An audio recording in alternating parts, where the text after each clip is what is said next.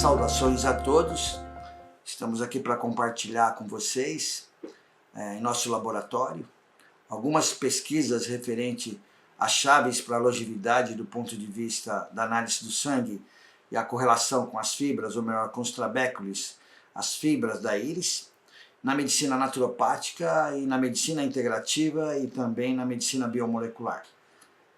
Posso iniciar com vocês já um trabalho que é justamente referente à microscopia de campo claro, microscopia de campo escuro, na análise in vitro em campo claro e também na iridologia biomolecular, onde nós estudamos as fibras da íris na relação da genética, da estrutura genética inerente que cada pessoa tem.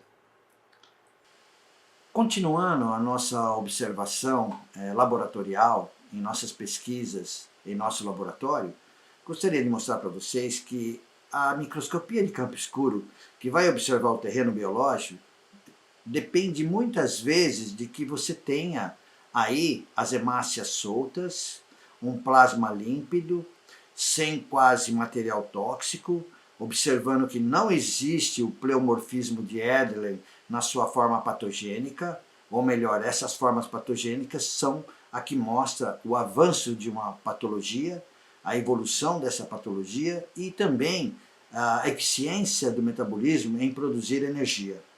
Observe que essas hemácias elas estão soltas e sua membrana mantém um potencial zeta eficiente e elevado.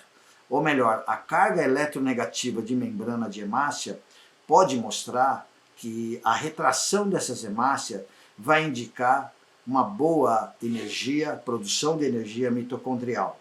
Observem então na microscopia de campo claro in vitro, nós observamos que não tem formas e massas brancas relacionadas à pseudomatriz celular. Observamos aqui que não existe um grau de oxidação elevado, existe apenas um descoloramento, mostrando que ainda faltam alguns nutrientes, porém sem patologia, sem nenhuma patogenia também. Portanto, o metabolismo tem uma eficiência boa, normal, e tem um envelhecimento também normal. O que eu quero mostrar entre microscopia de campo claro, microscopia de campo escuro, é justamente dessa forma que a gente consegue verificar o nível de desintoxicação e a genética boa que pode ter uma recuperação mais rápida. Observem agora já uma pessoa com uma evolução patológica, onde a gente verifica o efeito Rouleau no campo escuro e várias filas ou fibrinas, traves de fibrinas e uma concentração de material tóxico quase no centro dessa gota de sangue.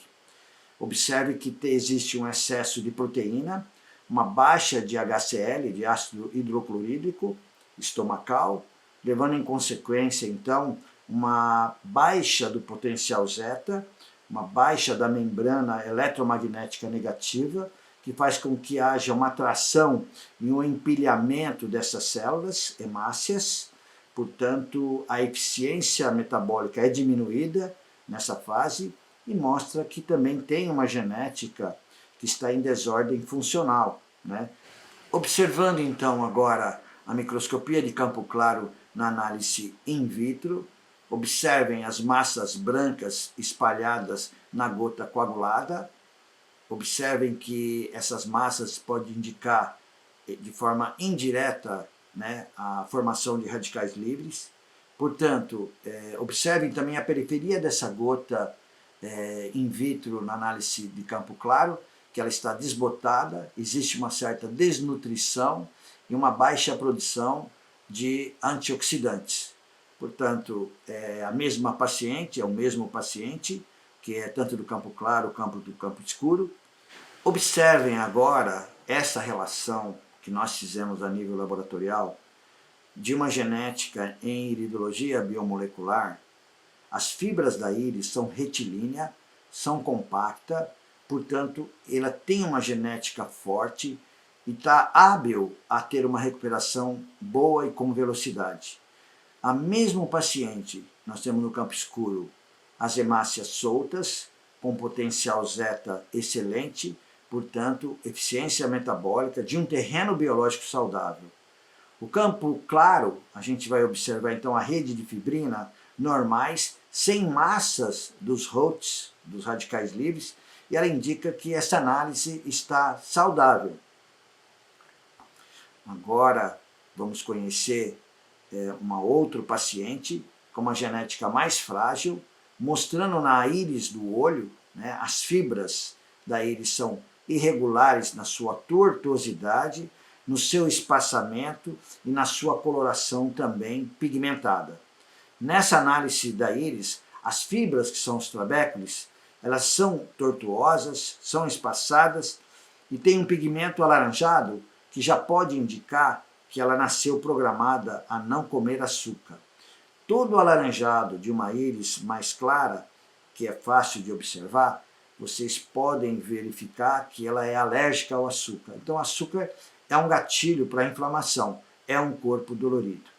Já no campo escuro, esse efeito rouleau e essa forma que nós observamos aqui de empilhamento, também um material tóxico que está quase aqui no centro da imagem do campo escuro, mostra que existe um nível de intoxicação elevado, um efeito do potencial zeta baixo, ou melhor, carga eletronegativa baixa na membrana de célula, faz com que se aglutine e diminua a produção de energia mitocondrial.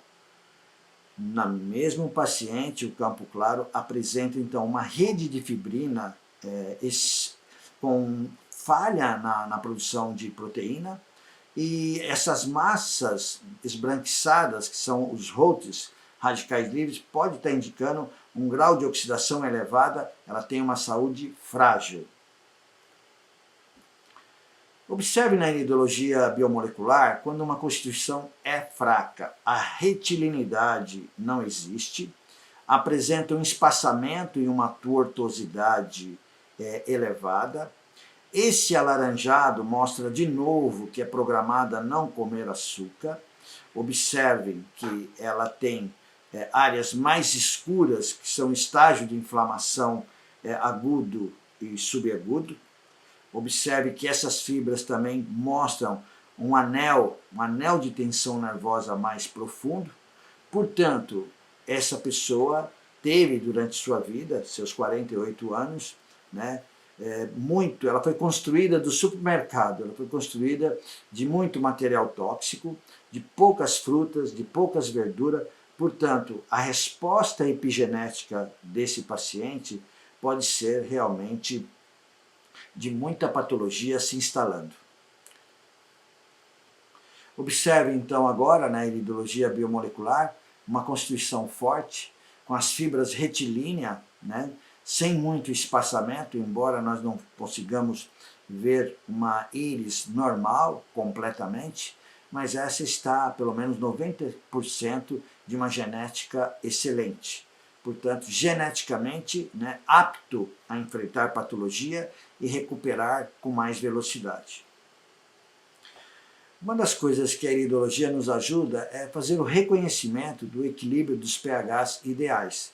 Vamos lembrar aí que é fundamental que esse HCl, nós tenhamos esse suco gástrico, que é justamente para a digestão de proteínas, para levar cálcio em solução e para estimular o fator intrínseco que nós temos na mucosa estomacal na absorção de B12 dos alimentos.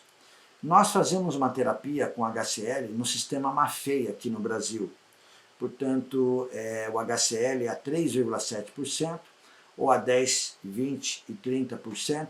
Nós estudamos essa bioindividualidade de dosagem para que nós vimos que todos têm uma deficiência de HCl, de ácido clorídrico.